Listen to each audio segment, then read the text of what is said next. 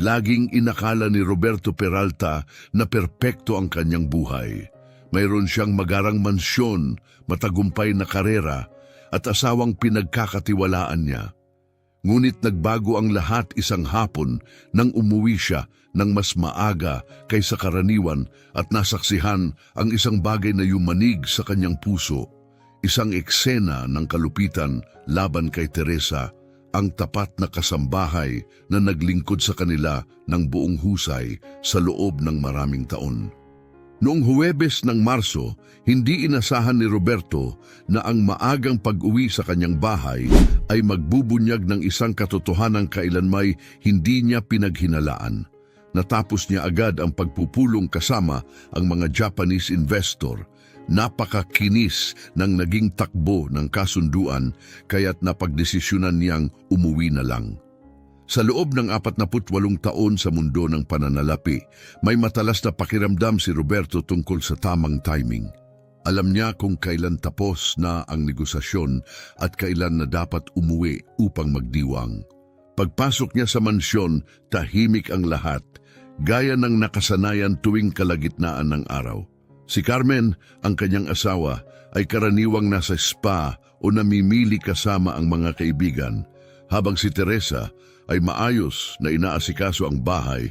Taglay ang kahusayang unang hinangaan ni Roberto, 8 taon na ang nakakaraan.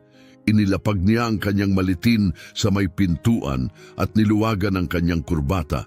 Iniisip na ang susunod niyang hakbang ay ang uminom ng malamig na serbesa sa veranda habang hinihintay si Carmen na bumalik kasama ang mga kwento nito tungkol sa mga bag at sale sa butik. Ngunit bigla niyang narinig ang sigawan. Wala kang silbi, wala kang kwenta.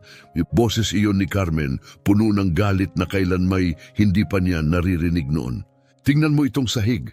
Kalat, nakunot ang noo ni Roberto habang papalapit sa kusina. Patagong inihakbang ang mga paa sa makapal na carpet. Lalong lumakas ang sigaw at may isa pang tunog siyang narinig na hindi agad niya mawari. Lumuhod ka, linisin mo yan habang nakaluhod, gaya ng nararapat sa'yo. Sa may bungad ng kusina, napahinto si Roberto. Nanlamig ang kanyang katawan sa nasaksihan. Nakatuwad si Teresa sa sahig na marmol, mabilis na nagkukuskos ng isang maliit na bahagi gamit ang basahang tela. Nakatayo sa harap niya si Carmen, nakataas ang mga braso at may matalim na pagkakunot sa muka. Ibang-iba sa babaeng pinakasalan ni Roberto, 15 taon na ang nakalipas. Mas madiin, sabi kong kuskusin mo ng mas madiin. Kailangan ninyong mga katulad mo ay natututo kung saan kayo nararapat sa bahay na ito. Tahimik si Teresa pero nanginginig ang kanyang mga balikat. Ang kanyang mga kamay na dati ay banayad at masinop ay ngayon ay halos desperadong naglilinis. Napansin ni Roberto na may punit ang tahi sa balikat ng uniforme nito. Tila ba may biglang humila. Carmen, mahina ang tinig ni Roberto, pareho silang napalingon sa kanya. Tinatangkang tumayo ni Teresa, pulang-pula ang mukha sa hiya, pero pinigilan siya ni Carmen gamit ang isang matalim na galaw ng kamay. Mahal, hindi ko na malayang dumating ka na, ani Carmen na biglang ngumiti, isang peking ngiting kadalasang nakikita lamang sa mga pagtitipon at mga charity event. Pagpasok ko, nakita kong pabaya si Teresa sa paglilinis. Alam mo naman kung gaano ako ka-obsessed sa kalinisan. Tiningnan ni Roberto si Teresa, nakayuko pa rin habang kinukuskos ang sahig na sa totoo lang ay kumikintab na. 8 taon siyang nagsilbi sa kanila nang walang kaproble-problema. Laging malinis ang bahay, nakaayos ang pagkain sa oras, plansado ang damit, perpekto ang lahat. Anong ibig mong sabihin na pabaya? Tanong ni Roberto habang papalapit. May natapong kape at hindi niya agad nilinis. Natuyo at mahirap tanggalin, sagot ni Carmen. Wari walang bahid ng kaba. Kailangan ko lang siyang disiplinahin. Lumuhod si Roberto at dinama ang sahig na nililinis ni Teresa. Wala namang mantsa, walang bakas ng kape. Malinis, gaya ng dati.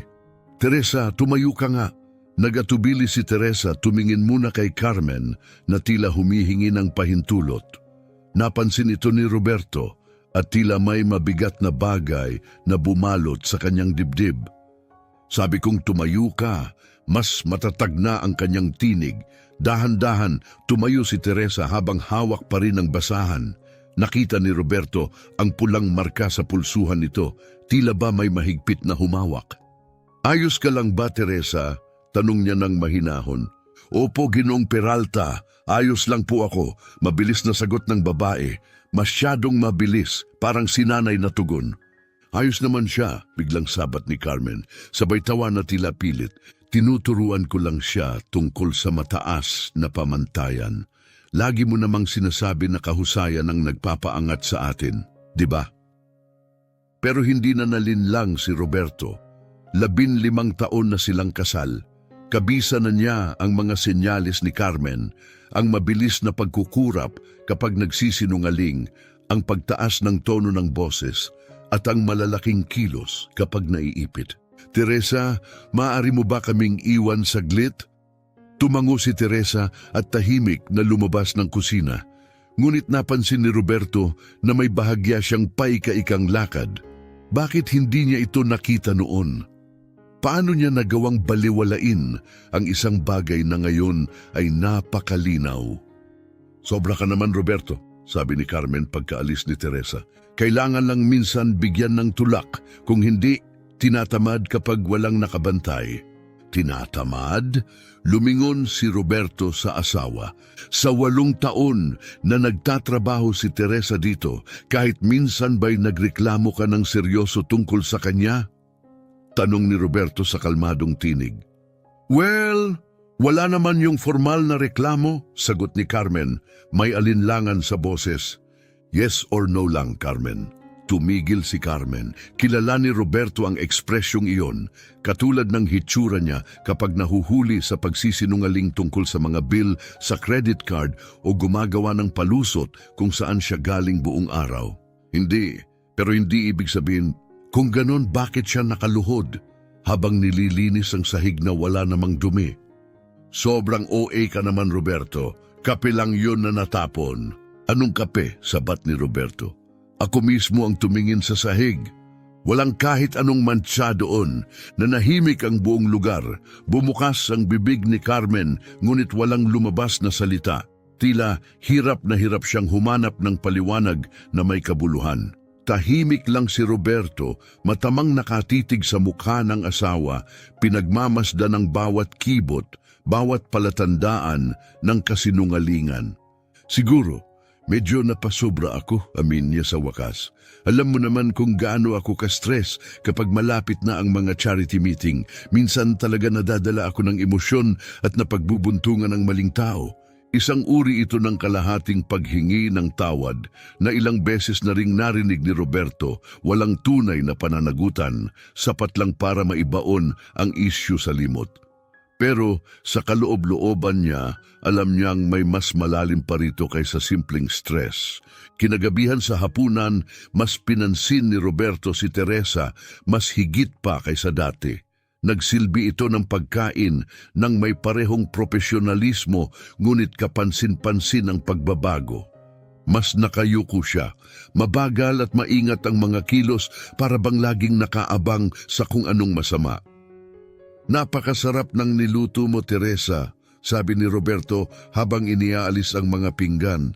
Maraming salamat po, Ginoong Peralta. Ngumiti siya, ngunit panlabas lang iyon.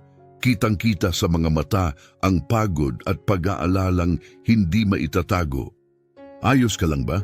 Napansin kong paika-ika ka kanina. Mabilis na lumingon si Teresa kay Carmen bago sumagot. Kaunting sakit lang po sa likod, sir. Wala pong malala. Gusto mo bang ipasuri sa doktor? Ako na ang mag-aasikaso. Hindi na po kailangan, Ginoo. Bumabawi na rin po siya pero hindi umatras si Roberto. Teresa, kung may nararamdaman kang sakit, dapat mong alagaan ang sarili mo. Tatawagan ko si Dr. Carvalho bukas. Roberto, tama na, singit ni Carmen. Matalim ang tono. Sabi na ngang ayos lang siya, wala namang kailangang palakihin sa simpleng pananakit. Pero may tahimik na pangakong binuo si Roberto sa sarili, hindi na siya magiging bulag muli. Sa mga sumunod na araw, binago niya ang kanyang schedule. Minsan umuuwi siya ng maaga, minsan naman ay sadyang ginagawang late. Ngunit sa bawat pagbabalik na hindi inaasahan ni Carmen, nakikita niya ang mga bagay na lalong nagpapalalim ng kanyang pagdududa. Lunes, umuwi siya sa tanghali at narinig si Carmen na galit dahil mali daw ang pagkakatupi ni Teresa sa mga tuwalya. Martes, pinagsabon niya si Teresa dahil hindi raw malinis ang banyo kahit 3 beses na itong nilinis.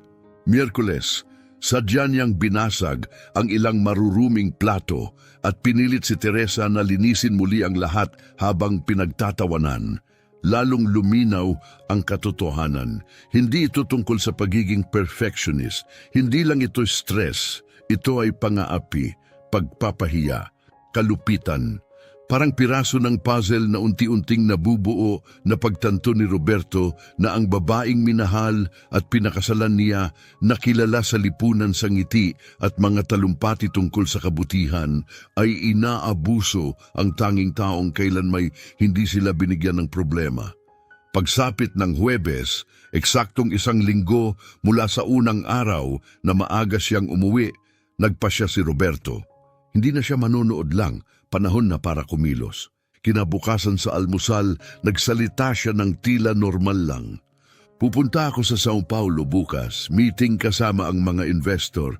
Babalik din ako bago mag-weekend. Hindi man lang tumingin si Carmen mula sa kanyang cellphone. Sige, mahal, siguro makakasingit din ako ng spa kasama ang mga kaibigan.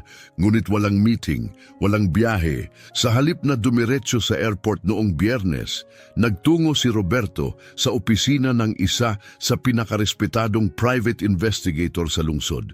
Kailangan niyang malaman ang buong katotohanan. Kailangan niya ng ebidensya. May kutob siyang mas malala pa ang nangyayari kaysa sa kanyang nasaksihan. Hindi niya akalaing darating ang panahon na uupo siya sa opisina ng isang investigador para alamin ang sikreto sa sarili niyang bahay. Ginoong Peralta, ani Antonio Flores, itinaas ang salamin habang may sinusulat sa lumang leather-bound notebook. Naiintindihan ko po ang inyong saloobin. Gusto niyo po bang mangalap ako ng ebidensya kung paano tratuhin ng asawa ninyo ang kasambahay? Tama, sagot ni Roberto, malalim ang buntong hininga. Hindi ako yung tipo ng tao na basta-basta humuhusga. Pero sa pagkakataong ito, kailangan kong makita ang katotohanang nangyayari kapag wala ako sa bahay. Itinayo ni Roberto Peralta ang kanyang buong negosyo sa katotohanan, sa mga tiyak at mapatutunayang datos. Ngunit ang nasaksihan niya sa sarili niyang tahanan nitong nakaraang linggo ay nakaapekto sa kanya sa paraang kailan may hindi nagawa ng mga numero. Ang lalaking nakaupo sa tapat niya, si Antonio Flores, ay isang veteranong private investigator na may mahigit 20 taon ng karanasan mula sa mga kasong may kinalaman sa pagtataksil, krimen sa pananalapi, hanggang sa magugulong alitan ng pamilya. Ngunit kahit si Antonio ay bihirang makakita ng isang taong kasing taas ng katayuan ni Roberto na seryosong tinatrato ang ganitong isyu sa loob ng tahanan.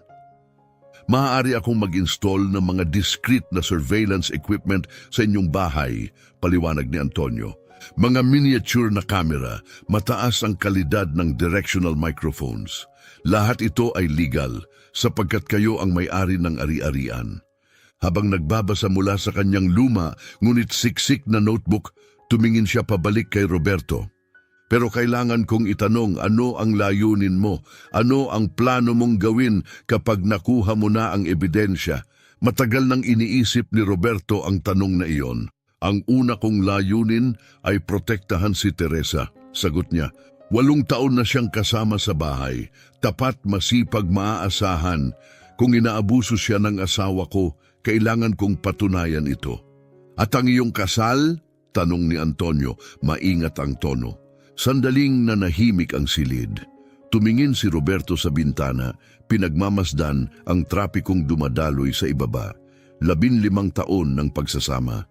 Buhay na pinaghatian, mga kaibigang magkakilala, daan-daang event sa lipunan. Ngunit wala sa mga iyon ang mahalaga sa harap ng nakita niya. Si Teresa, nakaluhod, nililinis, ang sahig na wala namang dumi. Wala pa akong sagot dyan, tugon ni Roberto sa mahinang tinig. Kailangan ko munang makita ang buong larawan. Tumango si Antonio at sinimulang ipaliwanag ang teknikal na proseso. Magkakaroon ng mga kamera sa kusina, hallway at mga area ng serbisyo habang ang mga mikropono ay sasagap ng bawat tunog kahit mahihinang bulong. Ang lahat ng footage at audio ay isisave sa isang pribadong server na maaaring ma-access ni Roberto mula sa kanyang telepono. Maaari naming matapos ito ngayong hapon, sabi ni Antonio. Siguraduhin niyo lang na wala ang asawa niyo at wala rin si Teresa habang ginagawa ang pag-install. Agad pumayag si Roberto. May plano si Carmen na mag-spa kasama ang mga kaibigan at madali niyang mapapaalis si Teresa gamit ang simpleng dahilan. Pagsapit ng hapon, bumalik si Roberto sa mansyon, pinangungunahan ang pag-install ng mga device kasama si Antonio at 2 teknisyan. Napakaliit na mga kagamitan, halos hindi makita kapag naitago na sa kanilang mga lokasyon. Ginoong Peralta, ani ng isang technician habang inaayos ang mikropono sa ilalim ng kitchen counter. Sapat itong sensitibo para marinig pati bulong.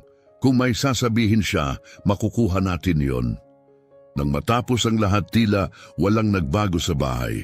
Hindi mo aakalain na may na-install na mga surveillance tool. Kinagabihan, tinawag ni Roberto si Teresa upang makausap ng pribado sa kanyang study. Unang beses sa loob ng 8 taon. Kita sa mukha ng babae ang kaba habang pumapasok. Umupo ka, Teresa, sabi ni Roberto. Itinuro ang isang malambot na upuan sa tapat ng kanyang mesa. Gusto lang kitang makausap. Dahan-dahan siyang naupo, nakatikom ang mga kamay sa kanyang kandungan at tuwid na tuwid ang pagkakaupo. May nagawa ba akong mali, Ginoong Peralta? Wala naman, mahinahong sagot ni Roberto. Sa katunayan, wala akong kahit anong naging problema sa trabaho mo sa loob ng lahat ng taon na ito. Bahagyang yumuko siya pasulong, sinusubukang pahupain ang kaba ni Teresa. May personal sana akong tanong kung ayos lang sa'yo. Tumango si Teresa ng bahagya, tila nag-aalangan ngunit bukas sa pakikinig. Masaya ka bang nagtatrabaho dito? Halatang nabigla si Teresa, kumurap siya, hindi alam kung paano sasagot. Opo sir, nagpapasalamat po ako sa trabaho. Ang pagiging nagpapasalamat ay hindi kapareho ng pagiging masaya. Ibinaling ni Teresa ang tingin pababa. Kita ni Roberto na may bagay siyang itinatago, isang bagay na mabigat, ngunit ayaw o hindi pa kayang ibunyag. Kung may bumabagabag sa'yo, maaari mong sabihin sa akin, malumanay niyang sabi. Parte ka ng pamilyang ito, at ang pamilya, inaalagaan ang isa't isa. Dahan-dahang tiningnan siya ni Teresa. Sa isang saglit, inakala niyang magsasalita na ito, ngunit mabilis ding ibinalik ang tingin sa sahig at umiling. Ayos lang po ako, Ginoong Peralta. Medyo tense lang po minsan si Mrs. Carmen. Wala pong hindi ko kayang tiisin. Ang salitang medyo tense ay nagpalamig sa sikmura ni Roberto. Tunog yun ng taong nasanay nang iminimize ang sarili niyang sakit. Isang pagtatakip sa mas matinding dinaranas. Gusto kong marinig mo ito mula sa akin, mariing sabi ni Roberto. Kung sa anumang punto ay maramdaman mong ikaw ay hindi makatarungang tinatrato ng kahit sino, dumiretso ka sa akin. Walang exception. Naiintindihan? Tumango si Teresa, ngunit alam ni Roberto na hindi agad magbabago ang dinamika ng isang relasyon na itinayo sa loob ng maraming taon. Kailangan nito ng oras at ng patunay na totoo ang kanyang sinasabi. Maaari ka nang magpahinga at Teresa. Napatigil si Teresa bago lumabas ng silid. Maraming salamat sa lahat ng ginawa mo para sa tahanang ito sa lahat ng taon. 2 minimum wage lang, halos ang kinikita ni Teresa bawat buwan. At kung ibabawas pa ni Carmen ang gastos sa mga panlinis mula sa sweldo niya, para na ring 1 buwang trabaho ang mawawala sa kanya. Handa na sanang umalis si Roberto mula sa opisina para diretsyong umuwi at harapin si Carmen nang biglang tumunog ang kanyang telepono. Si Antonio iyon. Ginoong Peralta, kailangan ko kayong makausap agad. May natuklasan akong dapat niyong malaman. Ano yon? Sinisilip ko ang mga financial records ng bahay gaya ng napag-usapan natin. May kakaiba sa mga bayad na natatanggap ng kasambahay. Parang may kumurot sa dibdib ni Roberto. Anong klaseng kakaiba? Sinabi mo sa akin na binabayaran mo si Teresa ng 3,000 reais kada buwan, tama? Oo. Ibinibigay ko kay Carmen ang pera at siya ang naghahatid kay Teresa. Well, naka-access ako sa bank statement ni Teresa sa pamamagitan ng kakilala sa bangko. Sa loob ng 6 na buwan, 15,000 reais lang ang natatanggap niya. Napatigil si Roberto. Doon niya tuluyang naunawaan. 6 na buwang kinukupit ni Carmen ang kalahati ng sahod ni Teresa. At hindi pa yan lahat, dugtong ni Antonio. May nakita rin akong malalaking cash withdrawal kada buwan na wala sa declared expenses ng asawa mo. Gaano kalaki? Mga 15,000 reais bawat buwan. Walang paliwanag. Naputol ang tawag. Tinitigan ni Roberto ang live feed mula sa mga nakatagong kamera. Nandoon si Teresa, nakaluhod, nililinis ang alpombra na sinadya lang dungisan ni Carmen para may masigawan siya. Hindi lang emosyonal na pinapahirapan ng kanyang asawa ang babae, ninanakawan pa nito. Sa sandaling iyon, tuluyan nang nagpasya si Roberto. Hindi lang niya ilalantad ang ginagawa ni Carmen. Mag-iipon siya ng ebidensyang napakatibay para hinding-hindi siya makakatanggi. At pagdating ng oras, sisiguraduhin niyang mararamdaman ni Carmen ang kapalit ng lahat ng ginawa niya. Linggo ng gabi, nakaupo si Roberto sa kanyang home office, napapalibutan ng folders na puno ng video recordings at spreadsheets ng ebidensya. Doon niya binuo ang perpektong plano. Isang plano na hahayaan si Carmen na i-booking ang sarili niya, harap-harapan sa mga saksi. Lunes ng umaga, habang nagkakape sa almusal, nagsalita siya na para bang wala lang. Carmen, kailangan kong mag-organize ng business dinner sa Huwebes ng gabi. May mga investors mula São Paulo na pupunta.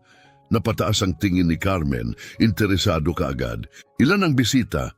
Mga 8. Nandoon ang mga Ferreira, pati ang may-ari ng Mendoza Construction. Darating din si Congressman Santos at ang asawa niya, mga bigatin. Malaking oportunidad ito para sa atin. Alam ni Roberto kung aling butones ang pipindutin. Kuminang ang mukha ni Carmen. Buhay na buhay siya sa ganitong okasyon. Mga gabing mapapakita niya ang alahas niya, mamahaling dekorasyon at impluensya. Ayos, ako na bahala, maghahanda ako ng espesyal na menu, gagamitin ang pinakamagagandang silverware, aayusin ang dekorasyon, halatang puno na siya ng ideya. Mapapagod si Teresa ng husto. Pinilit ni Roberto na huwag ipakita ang reaksyon nang marinig ang tono ng kanyang asawa, parang sabik sa ideyang mapahirapan si Teresa. Sigurado akong kakayanin niyong dalawa. Sa mga sumunod na araw, napanood ni Roberto sa mga kamera kung paano lalo pang tumindi ang kalupitan ni Carmen. Martes, pinapakinang niya si Teresa ng lahat ng kasangkapan sa dining room 3 beses dahil hindi raw sapat ang kintab. Miyerkules, pinababa ang lahat ng kurtina sa bahay para labhan dahil mukha raw luma ang amoy. Bawat insulto, bawat utos, bawat buntong hininga ng pagod, lahat niyon na-record ni Roberto. Kinagabihan muling tumawag si Antonio. Ginoong Peralta, may nadiskubre pa ako. Ang asawa mo ginagamit ang household account para bayaran ng mga personal niyang luho, beauty treatments, damit, kainan sa labas kasama ang mga kaibigan. Ano? Inaayos niya ang resibo bilang Teresa's Uniforms at Teresa's Meals. Pero alam naman nating pareho, Si Teresa ay suot pa rin ang parehong kupas na uniforme araw-araw at kumakain ng tira-tira. Nakuyom ni Roberto ang kamao. Hindi lang pala siya nagnanakaw sa sweldo ni Teresa, ginagamit pa niya ang pangalan nito para tustusan ang mas maluho niyang pamumuhay. Dumating ang Huwebes, ang gabi ng hapunan. Maagang umuwi si Roberto para bantayan ang huling paghahanda. Kumpleto ang kinang ng bahay, gaya ng dati kapag si Teresa ang nagtrabaho, ngunit kitang-kita sa kanyang mukha ang pagod. Maputla.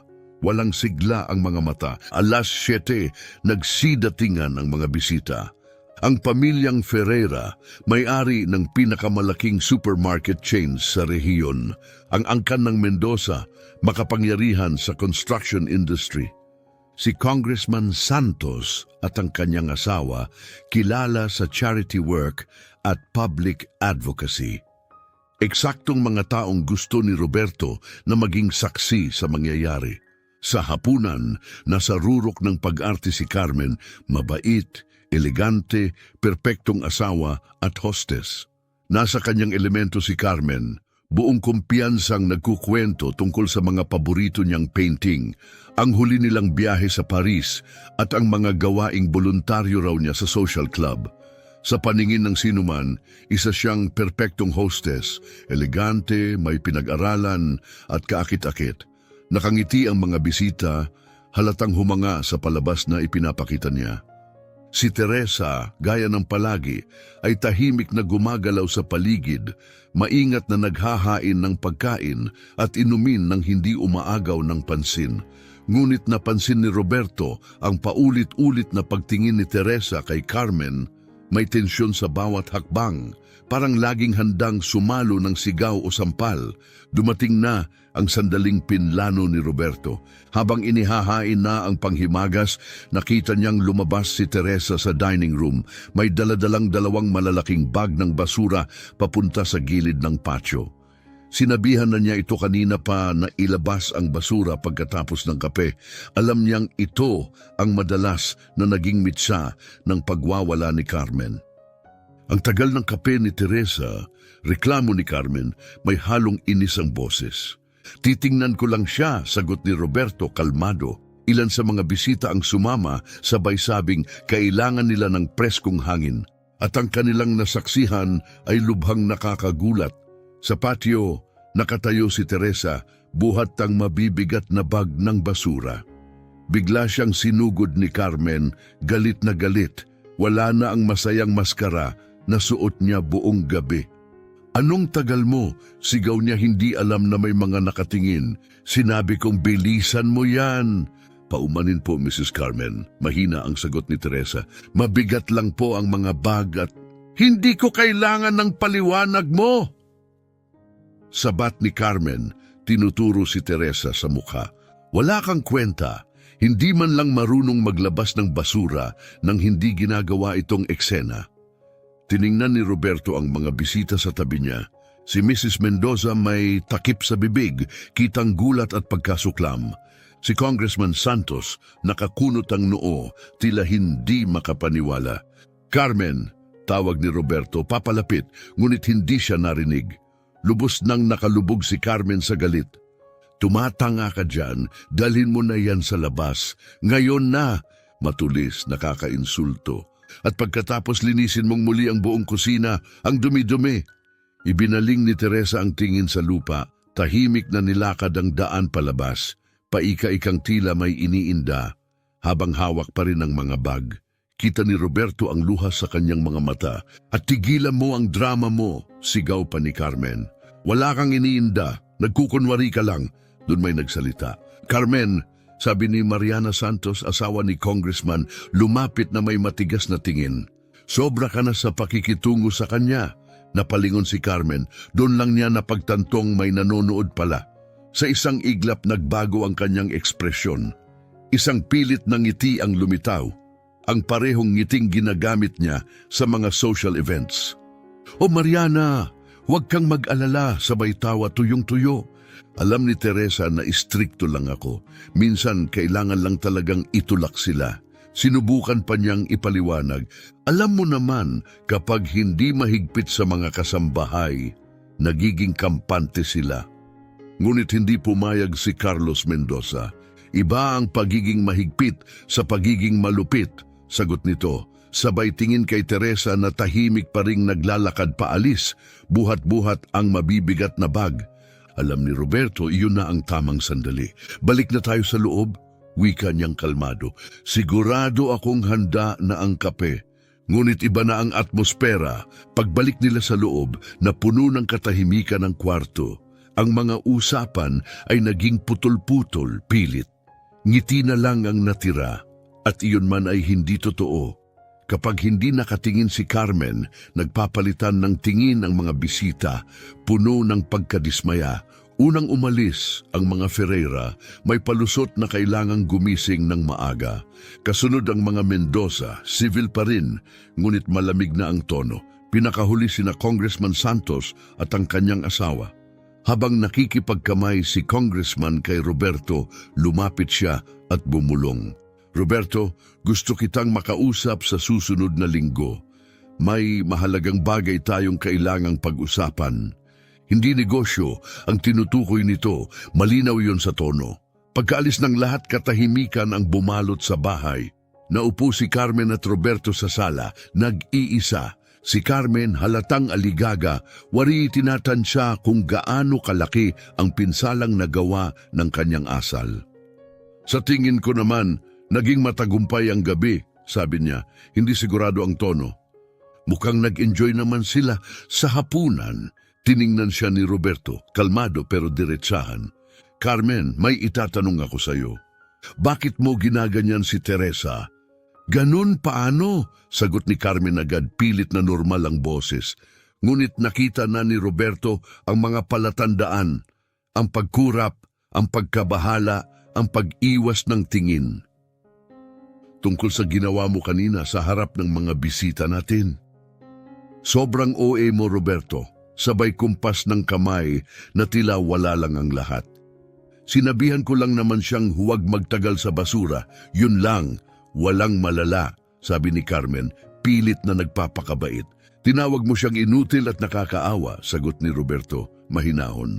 At ginawa mo yon sa harap ni na Congressman Santos at ng ilan sa pinakamahalagang kapartner natin sa negosyo. Doon na pagtanto ni Carmen kung gaano siya kalayo na ang narating. Siguro, medyo napasobra lang ang init ng ulo ko, amin niya. Medyo lumambot ang tono. Na-stress lang ako sa hapunan. Alam mo naman kung gaano ako kinakabahan tuwing may importanteng bisita. Tumango si Roberto dahan-dahan.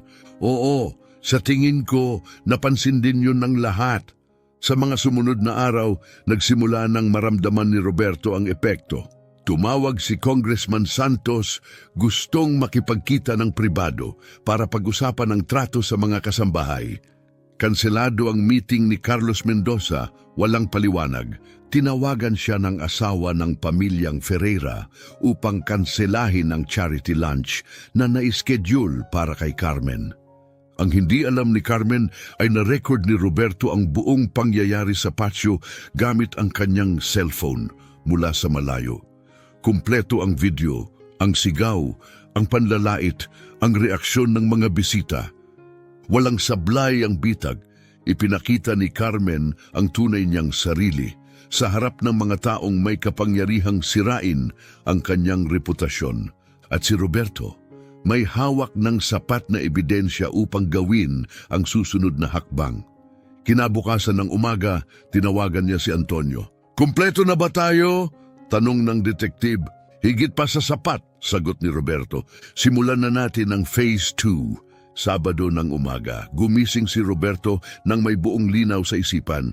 Ginugol niya ang buong gabi sa pagsasaayos ng lahat ng dokumentong naiipon niya, video ng panlalait, audio ng mga insulto, katibayan ng ninakaw na sahod, pati na rin mga kumpirmasyon mula sa mga bisitang nakasaksi. Nasa itaas pa si Carmen, mahimbing pa ang tulog nang bumaba siya sa kusina. Naroon na si Teresa, tahimik na nag-aayos ng mesa. Pero iba ang kilos niya ngayon. Yukong-yuko ang mga balikat, mabigat ang kilos, hindi siya makatingin sa mata ni Roberto. Magandang umaga, Teresa. Kumusta ang pakiramdam mo? Tanong ni Roberto, mahinahon. Magandang umaga po, Ginoo. Ayos lang po ako, salamat. Mabilis na sagot niya parang nakamemorya. Nanginginig ang mga kamay habang inilalapag ang mga tasa. Tahimik siyang pinagmamasdan ni Roberto habang humihigop ng kape. Nag-aalab ang damdamin sa loob, galit sa asawa at guilt dahil hindi niya ito napansin agad. Teresa, anya makalipas ang ilang sandali, may personal sana akong itatanong. Tumigil si Teresa, nag-aatubili ngunit tumango. Buong sahod mo ba ang natatanggap mo?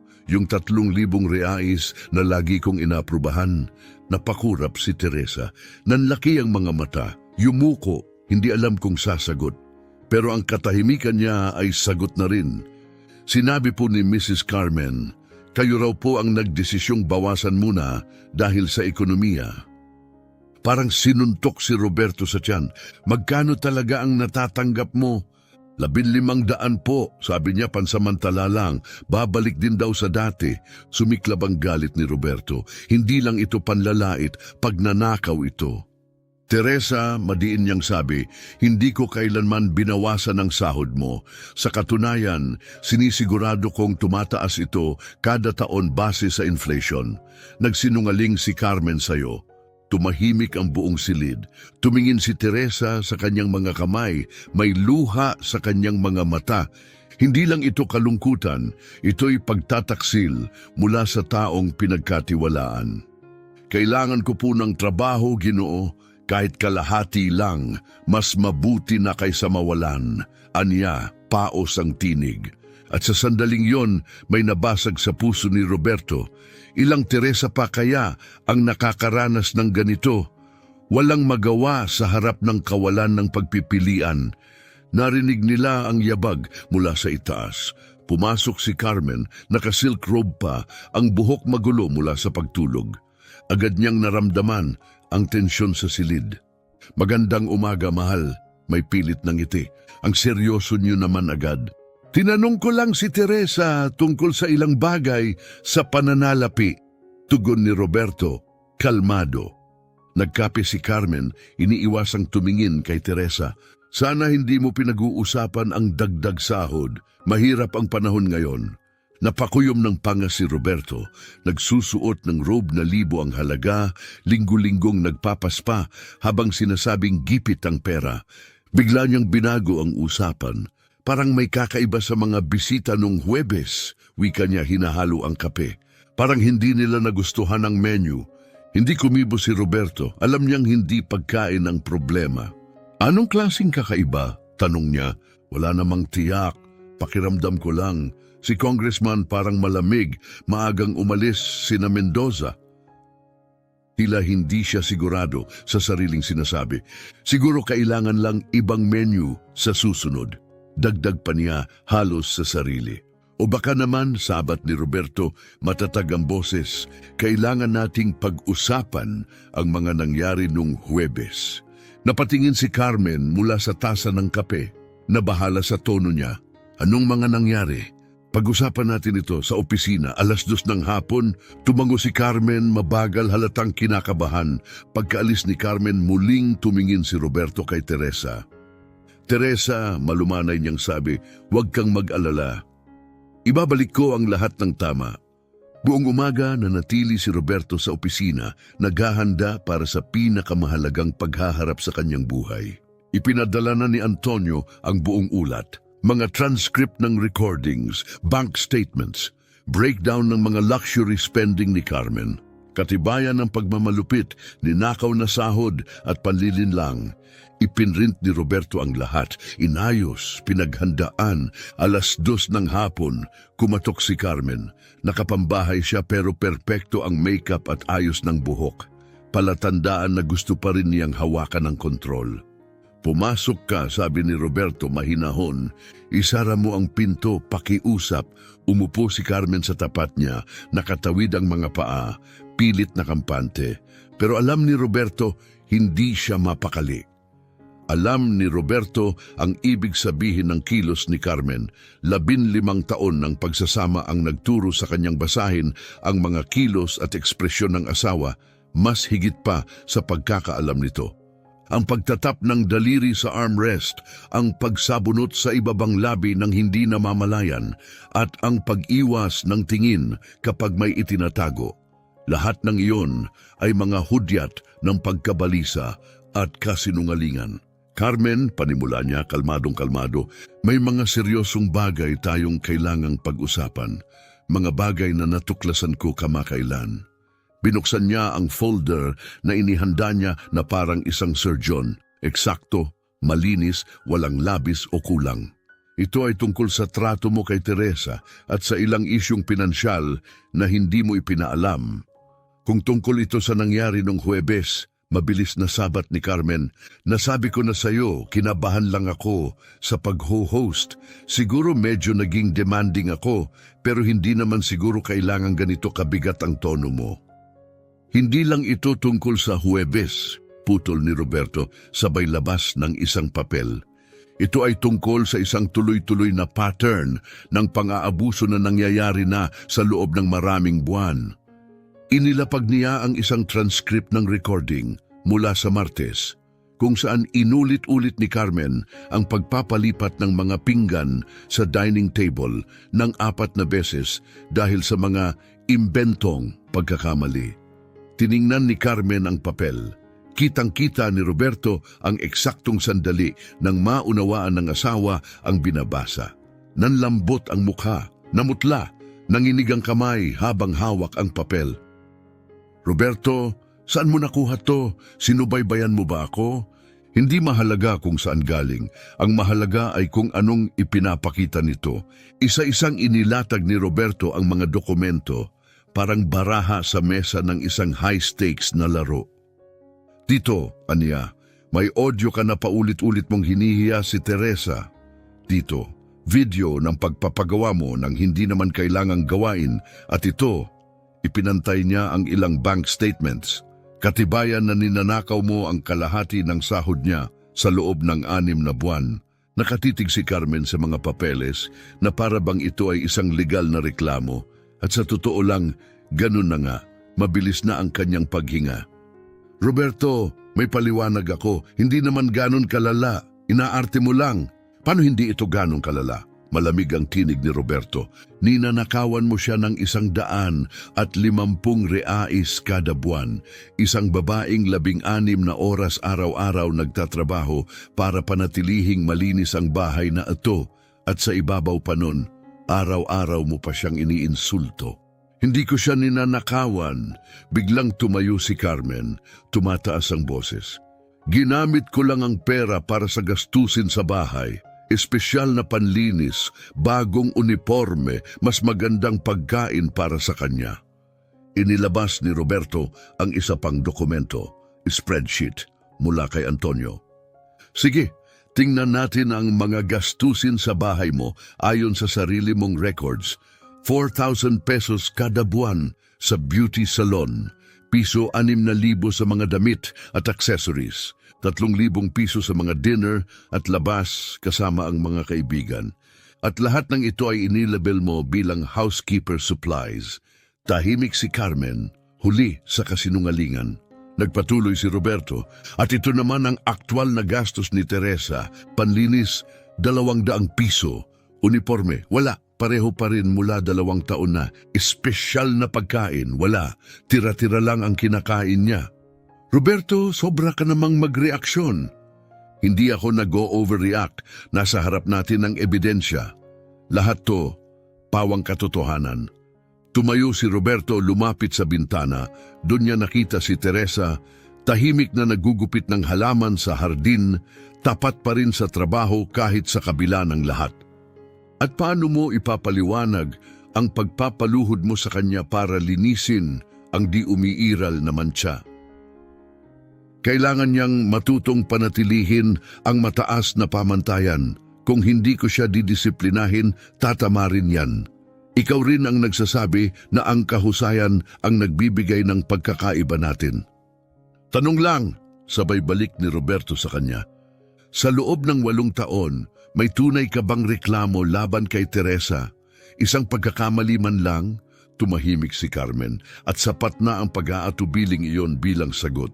Wala, pero mas mabuti ang pag-iwas kaysa pagwawasto. Kung ganun, bakit siya pinapahiya? Bakit tratuhin siyang parang pag-aari? Bakit angkinin ang perang siya ang pinaghirapan? Umupo ulit si Carmen, bagsak ang balikat, wala na ang kumpiyansa. Alam na niyang hindi ito basta tampuhan lang. Ito ay krimen. Roberto, siguro nga sumobra ako minsan, pero pinalalaki mo ito. Pwede naman nating ayusin to. Pag-usapan lang natin, hindi na siya pinatapos ni Roberto. Inilapag niya ang huling ebidensya, screenshots ng mga WhatsApp messages ni Carmen, kina Carla at Patricia. Dito, sabi niya, ipinagyayabang mong ipinuwesto mo ang katulong kung saan siya nararapat. Dito, pinagtatawanan mo ang sitwasyon niya sa pera. At dito, nagpaplano ka pa ng bago para ipahiya siya sa susunod. Napuno ng luha ang mata ni Carmen, pero hindi alam ni Roberto kung ito ba'y dahil sa kahihiyan o dahil sa takot. Alam mo ba kung ano talaga ang pagkakaiba ng mga tulad natin at ni Teresa? Tanong ni Roberto. Anong pagkakaiba? Bulong ni Carmen. Wala, hindi talaga tayo magkaiba. Ipinanganak lang tayo sa mas mayamang pamilya, pero hindi yon dahilan para tratuhin ng ibang tao na parang basura. Lumapit siya. Mas masipag pa si Teresa kaysa alinman sa atin. Mas maayos niyang pinatatakbo ang bahay na to kaysa sa ibang taong pinatatakbo ang sarili nilang buhay. At ikaw, tinuring mo siyang parang wala.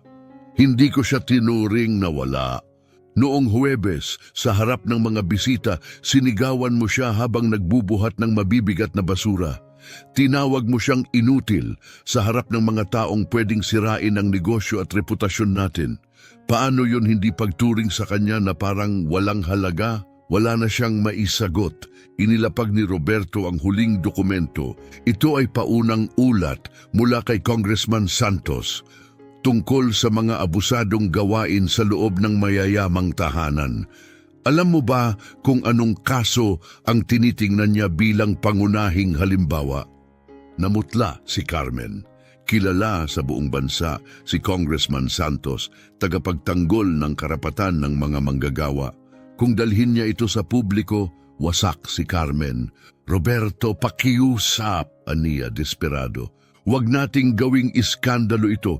Babayaran ko si Teresa kasama ng interes. Aayusin ko lahat. Basta tahimik na lang natin tong ayusin. Tahimik lang si Roberto. Sa unang pagkakataon sa loob ng maraming taon, wala nang palabas si Carmen. Walang drama, walang kontrol. Takot lang. Carmen, sabi ni Roberto, mababa ang boses. Naiintindihan mo ba na ang ginawa mo ay krimen, harassment sa trabaho, paglustay ng pera, parehong may parusa sa batas. Hindi siya magdedemanda, kailangan niya ang trabaho. Wala siyang pambayad sa abogado. Ang lamig ng tinig ni Carmen ay nagpatanto kay Roberto ng mas malalim na bagay. Hindi ito aksidente, hindi ito pagkukulang, ito ay sadyang ginawa. Carmen, dahan-dahan niyang sambit, hindi na kita makilala, hindi ko alam kung kailan ito nagsimula. Pero ang babaeng pinakasalan ko, hindi kailanman mananadya ng kapwa-tao para sa pansariling kaginhawahan. Hindi naman ako nagbago, bulong ni Carmen. Ikaw ang gumagawa ng drama, sabat ni Carmen, padabog. Sobra ka namang magpalaki ng isang normal na sitwasyon. Hindi agad sumagot si Roberto. Sa halip, binuksan niya ang huling folder at iniayos sa mesa ang sunod-sunod na high-resolution photographs, mga screenshot mula sa surveillance footage. Bawat isa, malinaw na ebidensya ng kalupitan. Ito ang mga larawan ng paulit-ulit mong pinapagawa kay Teresa ng mga trabahong perpekto na, anya. Ipinapakita ng mga ito kung paano mo siya sinisigawan dahil sa mga problema na ikaw mismo ang lumikha. Ipinapakita nitong tinitingnan mo siya hindi bilang tao, kundi bilang bagay, isang pag-aari. Tinitigan ni Carmen ang mga larawan. May luha na naman sa kanyang mga mata.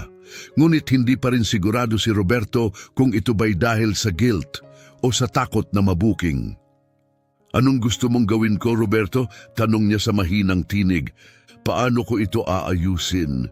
Gusto kong tunay mong maunawaan kung gaano kabigat ang ginawa mo sa moralidad at sa batas. At pagkatapos nun, gusto kong panagutan mo ito ng buong buo. At ano ang kasama sa panagutang yan? Tumayo si Roberto, tumitig sa kanya, matatag, malamig. Bukas ng umaga, tatawagin mo si Teresa dito sa opisina, hihingi ka ng taus-pusong tawad, malinaw, tiyak, para sa bawat paghamak, bawat salitang mapanakit. Ibabalik mo ang bawat sentimong ninakaw mo sa kanya kasama ang interes at pipirma ka ng legal na kasunduan na hindi mo na muling uulitin ang ganitong pagtrato. Huminga si Carmen ng malalim. At kung gawin ko lahat ng yan, tapos na ba tayo? Hindi agad sumagot si Roberto. Bahagi sa kanya ang gustong maniwala na kaya pa itong ayusin, na baka sa kabila ng lahat mailigtas pa ang 15 taon ng pagsasama. Ngunit ang isa pang bahagi niya ang nakasaksi ng pananakit, panlilinlang at kawalan ng pagsisisi. Alam niyang may mga bagay na hindi na naibabalik. May mga pagkilos, sabi ni Roberto, malambot ang boses, na may kasamang kapalit na hindi mo basta-basta mabubura. Hindi ko pa alam kung ano ang kahulugan nito para sa atin. Kailangan ko ng oras para unawain kung sino ka talaga. Yumuko si Carmen. Sa wakas, nauunawaan niya. Hindi lang ito tungkol sa isang nasirang hapunan. Hindi lang ito tungkol sa perang ninakaw. Ito ay isang sugat na mas malalim, mas masakit, at maaaring hindi na maghilom. Sige, mahina niyang sagot. Gagawin ko ang lahat ng sinabi mo. Pero alam ni Roberto, ito pa lang ang simula. Ang tawad at kabayaran hindi sapat para bawiin ang mga taon ng takot at pananakit. At sa kaibuturan niya, alam na niyang hindi na muling magiging katulad ang lahat. Kinabukasan, isang tahimik na linggo, maaga nagising si Roberto. Nanatili siyang nakahiga, pinagmamasdan si Carmen na natutulog. Sa liwanag ng araw, mukhang payapa siya, halos maselan. Pero si Roberto, hindi na niya nakikita ang babaeng pinakasalan niya. Naisip niya, kilala ko ba talaga siya noon pa man? Ang 2 linggong nakalipas ay tila hinubaran siya ng maskara at ang nakita niya sa ilalim ay yumanig sa kanya hanggang buto. Ito ay hindi na lang tungkol sa hustisya o kapatawaran. Ito ay tungkol sa pagharap sa katotohanan. Ang masakit na pag-unawang ang taong katabi mo sa kama, kaya palang pagsamantalahan ng iba nang walang alinlangan. Sa ibaba, abala na si Teresa sa kusina. Tulad ng nakasanayan, inihahanda niya ang almusal. Ngunit ngayong araw, ibang-iba ang pakiramdam. Mabigat ang hangin. May tensyong hindi binibigkas sa tensyon mula sa kung anong isisiwalat pa lang. Magandang umaga, Teresa. Bati ni Roberto mahinahon. Magandang umaga po, Ginoong Peralta, sagot niya. May formalidad, ngunit hindi makatingin sa mata.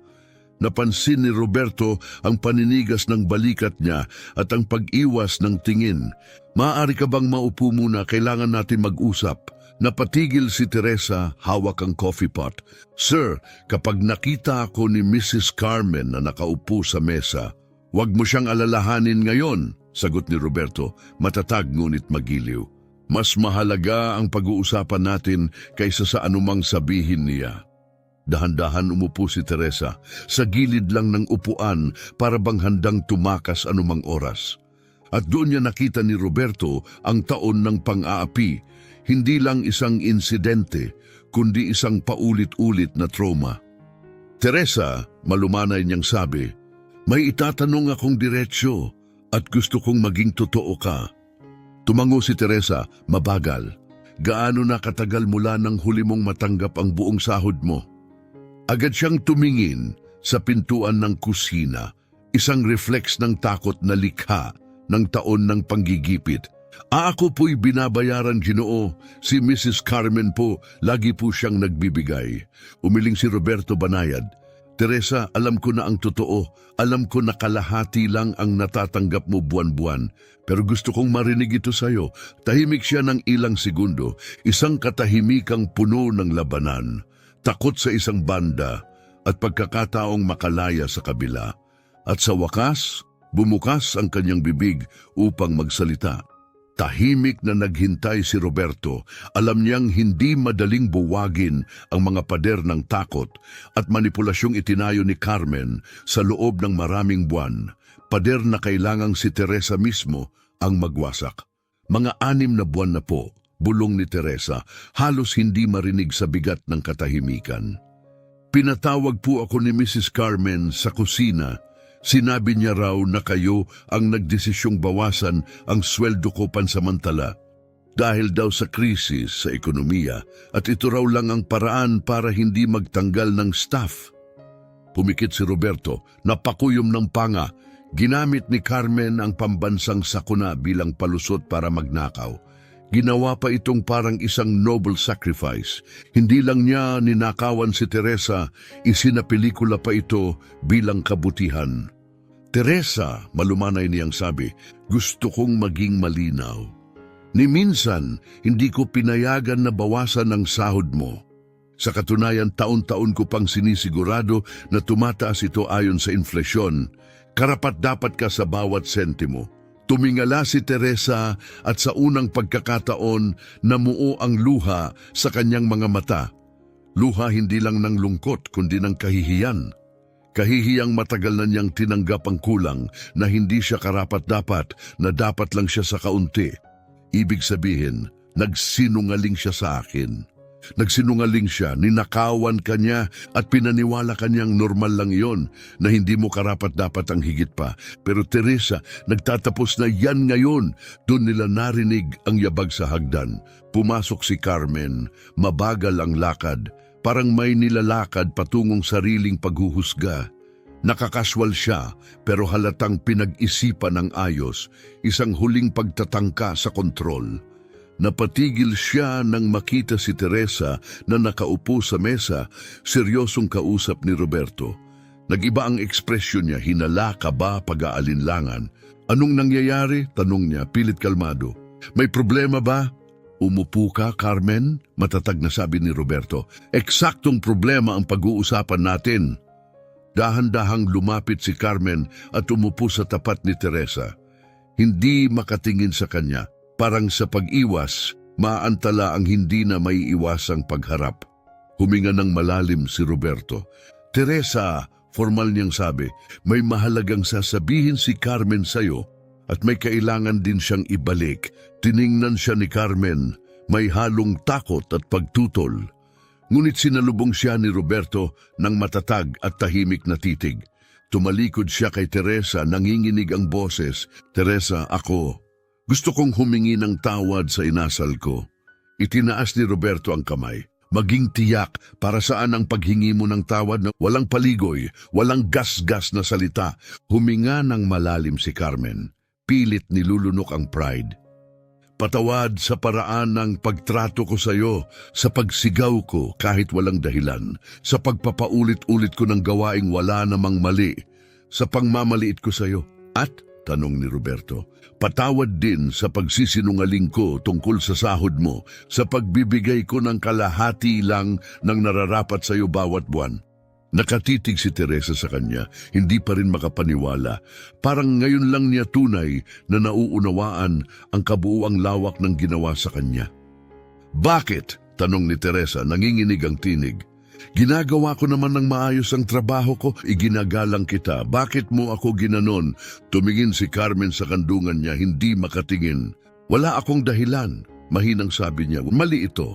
Alam kong mali ito mula sa simula. Nasaan ang pera, Carmen? Tanong ni Roberto, malamig ang boses. Ang perang inangkin mo mula sa kanya? Nag-aatubili si Carmen. Ginastos ko na para sa mga personal na bagay. Anong personal na bagay? Tahimik at halos pabulong. Sa salon, sa damit, sa mga kainan sa labas kasama ang mga kaibigan, namayani ang matinding katahimikan. Masakit, mabigat. Tinitigan siya ni Teresa, puno ng sakit at pagkalito. Habang siya ay nagtitiis sa kalahating sahod, si Carmen ay namumuhay sa luho sa kanyang kapinsalaan. Magkano lahat? Tanong ni Roberto, kahit alam na niya ang sagot. Mga 9,000 reais. Tumayo si Roberto, lumabas sandali at bumalik dala ang isang envelope. Ito, aniya, inilapag ito sa harap ni Teresa. 10,000 reais, 9,000 bilang kabayaran sa ninakaw sa'yo. 1,000 pa para sa kahihiyan at pang-aaping tiniis mo. Inabot ni Teresa ang envelope, nanginginig ang mga kamay. Ginoong Peralta, hindi ko po alam ang sasabihin. Wala kang kailangang sabihin, sagot ni Roberto marahan. Sa'yo talaga yan, noon pa man. Umupo si Roberto paharap kay Carmen, tinitigan ito sa mata. Ngayon kailangan nating pag-usapan kung ano ang susunod na mangyayari. Aniya, mahinahon. Dahil ang nakita ko mula sa iyo, ang pag-uugaling iyon ay nagbunyag ng bahagi ng pagkatao mo na hindi ko kailanman inakalang umiiral at hindi ko kayang magkunwaring walang nangyari. Roberto, pakiusap. Halos pumutol ang boses ni Carmen. Nangangako akong hindi na mauulit. Magbabago ako. Gusto kong maging mas mabuting tao. Baka nga magawa mo, tugon ni Roberto. Pero kailangan ko ng oras. Oras para maunawaan kung kaya ko bang manatiling kasal sa isang taong kayang pagsamantalahan ang isang taong mahina. Doon siya tinamaan. Ang totoo, hindi ito tungkol sa pera o estado sa lipunan. Ito ay tungkol sa moralidad. At ang ginawa niya, binantaan ang mismong pundasyon ng kanilang pagsasama.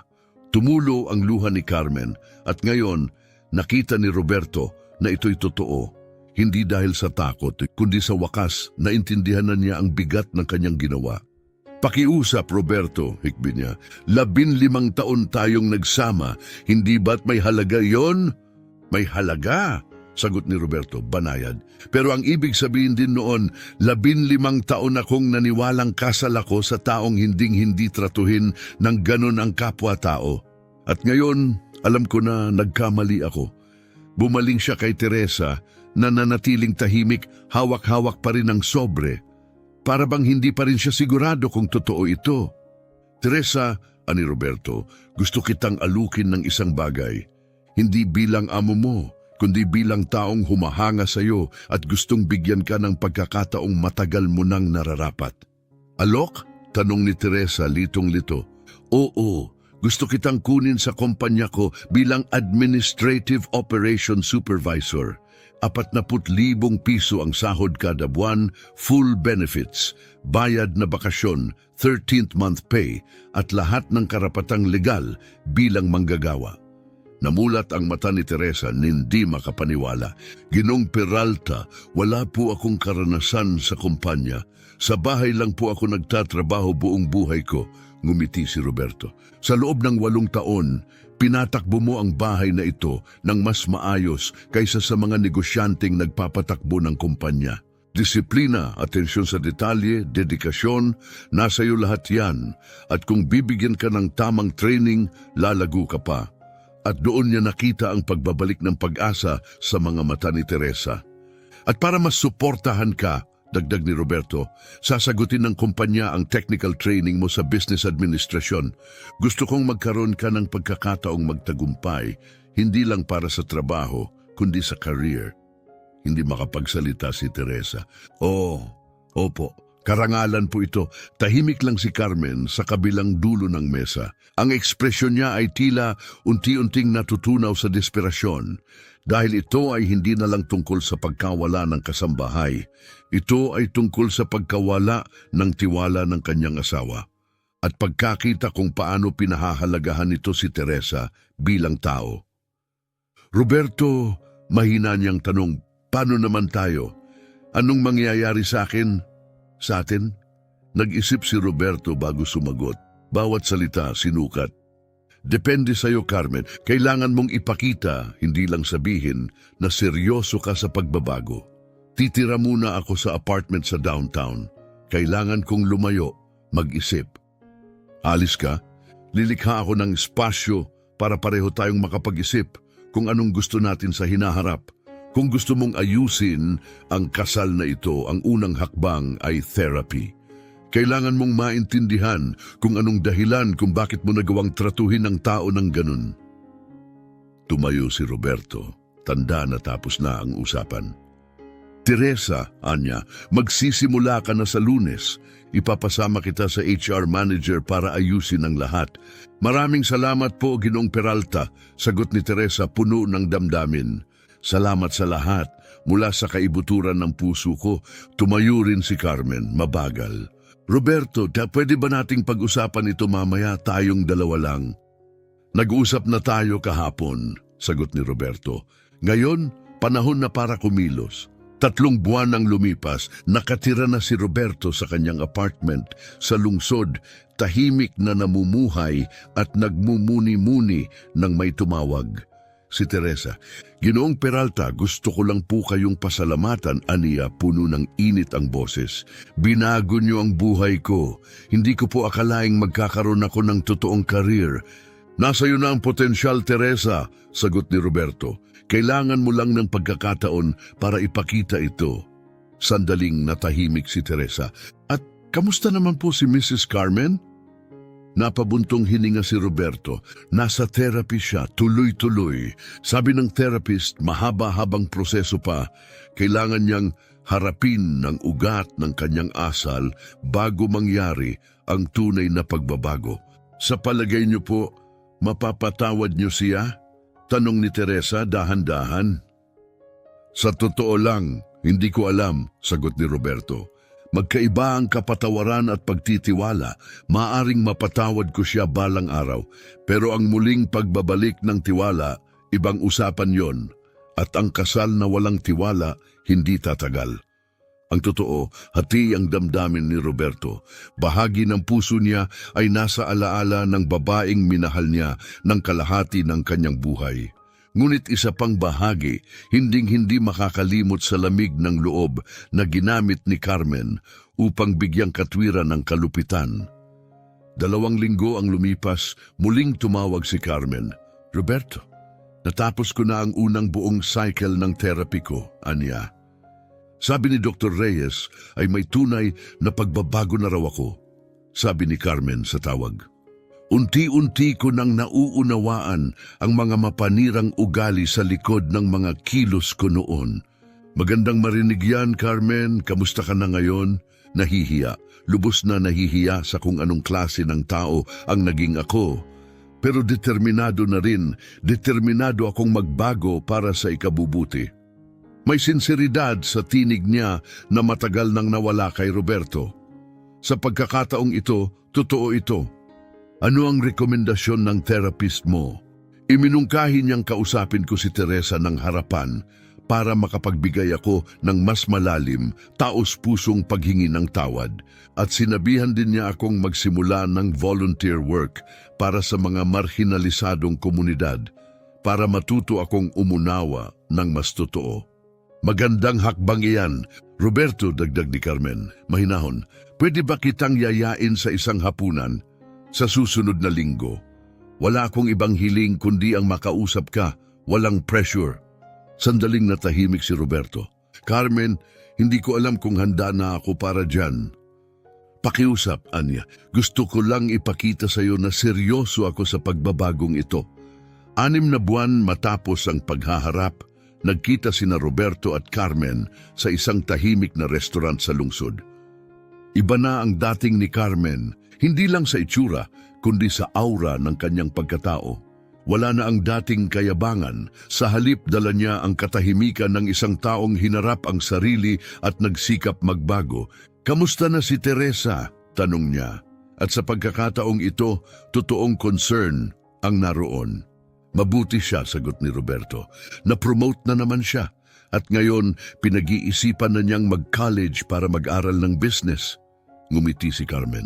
Masaya akong marinig yan. Sa totoo lang, pinagmasdan siya ni Roberto. Hinahanap ang bakas ng dating siya, pero ang nakita niya, iba na. Carmen, dahan-dahan niyang tanong, ano ang natutunan mo sa therapy tungkol sa ugali mo? Na may malalim akong problema sa tiwala sa sarili. At sa halip na ayusin iyon, tinakpan ko ito sa pamamagitan ng pagpaparamdam ng pagiging mas mataas.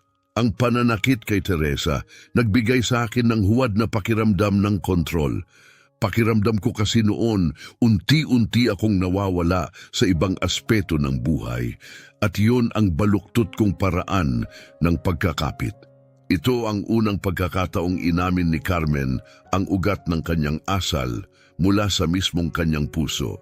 At paano mo sinisigurado na hindi na ito mauulit? Tuloy pa rin ako sa therapy. At ngayon, voluntaryo na ako sa isang NGO na tumutulong sa mga kababaihang galing sa mahirap na kalagayan.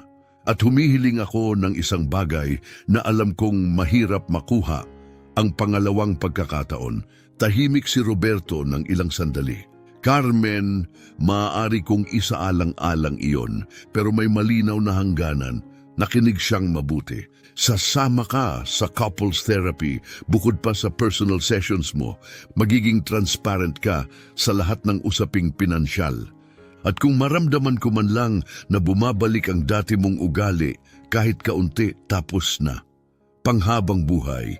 Napaluha si Carmen, ngunit ngayon luha ito ng pag-asa. Tinatanggap ko lahat. Gusto ko lang ng pagkakataong ipakita sa iyo kung sino ang nagiging ako ngayon. 1 taon nang lumipas. Nakatayo sina Roberto at Carmen, magkatabi, muling binibigkas ang kanilang wedding vows sa isang maliit ngunit taus-pusong seremonya. At sa hanay ng mga bisita nakaupo si Teresa, hindi na bilang dating kasambahay, kundi bilang college graduate sa business administration. At ngayon, regional manager sa kumpanya ni Roberto. Tumayo si Roberto, tangan ang kanyang baso para mag-toast. Maraming salamat sa inyong lahat sa pagdalo ngayong araw, panimula niya. Ngunit may isang tao akong gustong pasalamatan ng personal, si Teresa. Dahil minsan, nagsisimula ang hustisya sa isang taong may lakas ng loob na tumayo at gawin ang tama. Ngumiti si Teresa, may luha sa kanyang mga mata. Ang kanyang kwento mula sa isang pagod, pinagsasamantalahang katulong, patungong isang iginagalang na propesyonal ay hindi lamang nagpabago ng sarili niyang buhay. Ito rin ang naging mitsa ng pagbabago sa iba. Ng pagbabalik ng empatya at ng panibagong pagkatuklas sa kabutihan ng pagkatao. At si Roberto, may natutunan din siya na ang isa sa pinakadakilang regalong maibibigay natin sa isang tao ay ang pagkakataong patunayan ang tunay nilang halaga, wakas.